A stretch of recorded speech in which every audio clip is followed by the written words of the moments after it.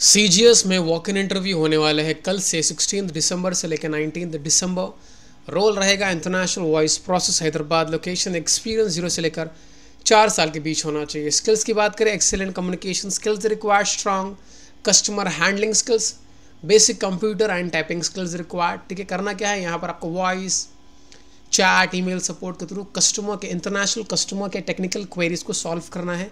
आपको basic technical की knowledge होनी चाहिए, software trouble shooting, hardware trouble shooting. ठीक है, वॉक इन करने के टाइम पे ड्रेस कोड रहेगा formal only, immediate joiners. Saturday Sunday यहाँ पर इंटरव्यू नहीं होगा। आपको 2 वे कैब फैसिलिटी मिलेगी।